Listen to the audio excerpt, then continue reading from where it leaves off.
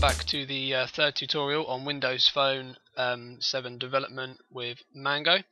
What we're going to be doing here is we're going to I did actually say we were going to go and do isolated storage, but I kind of lied. I would rather just show you how to use images first of all, so you'll be able to add an image to a page, set its source just directly if it's not going to change, and also make it so that we can change the image source using coding. So what we're going to do, I will do isolated storage in the fourth tutorial, so the next one coming. So first of all, what we're going to do is open up our application we've been using called My Application, and we are simply just going to use the new page that we had made on the next button. And what I've done, if you hear, is I've pre-made it. So we've got the page 1, and on it I have gone to the tools section, dragged over an image tool here, and it's literally just like that, and it's called image 1. So just keeping the defaults, I've brought in a new button. It's called button 1, and I've labeled it image 1. Doesn't really matter what you call it. And then button 2 here, same again, I put image 2 on it. It doesn't really matter, it's just so that I can show you how to use them separately.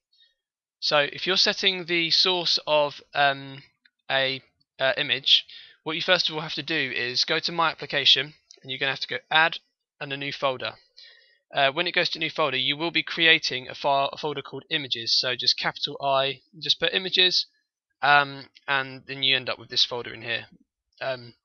It's quite beautiful. What we're going to do though is it's a bit empty, so we're just going to grab some images that we want to use. In my case, these two images here. You just drag and drop them from your photos on your computer straight on top of this folder, and they'll appear like so. And you can open and close them. I don't know why you'd want to, but there you go. So what we're going to do with these is, if you actually go to your image and you just click on it, down in the properties section there is source again. So there's 3 dots. If we just click on the source image here, it will actually open up that image folder we've made automatically, and it will show us the 2 images that we have the choice of. So we can just choose one of these directly. I can just click OK once I've got the one I want, and it will set the source, and that image will then instantly display like that when you run the application. But that's if you don't want your images to change. So what you want to do is just remove that for you, so I can just show you with a blank image what we can do. So what we're going to do now is, if we just go into you'll double click on your buttons, and again your code will naturally come up, which will be the button 1 click, and inside it is what's going to happen when you click that button and when you click the other button. So the first thing you've got to notice is that we're using a new thing. So we're using system.windows.media.imaging. This allows us to use things like the bitmap image. So what we're going to be doing here is, if you look at the code, we're using the URI, and we're setting it, we're just calling it URI just to keep things simple. And it's going to be, when you call that URI like that, it will then get a new one, and it will say in your images, and then you want to just put in here images background.png. So this is your file that you want to display under the first button. So this is my image background.png. That's what I want to display. We just got the URIKIND.relative again on the end, and that makes the URI. So then when we go down the line, it says bitmap image. We called it this time image source, because obviously this is going to be setting the source of the image.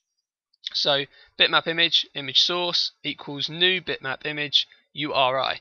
So what's happening here is, when it's calling URI, it's then looking back up here, and it's saying here, so it's going to say get this photo. And then simply just go to the new image that we made. It's called image 1 in this case. Just going to go image1.source, so we're setting the source equal to image source, which is the new bitmap that we just made. So it's pretty simple. You press the button, it tells it where the file is, it tells it to set a new bitmap image to image source, and your image will appear. And I've done exactly the same below, but make sure that you are changing the image name to the right end, because I've got a PNG and a JPG here, for example, just to show you the difference that you could do. So you can actually just save that now and run the application. And what you should find is, when you click next onto your new page, there's nothing here at the moment.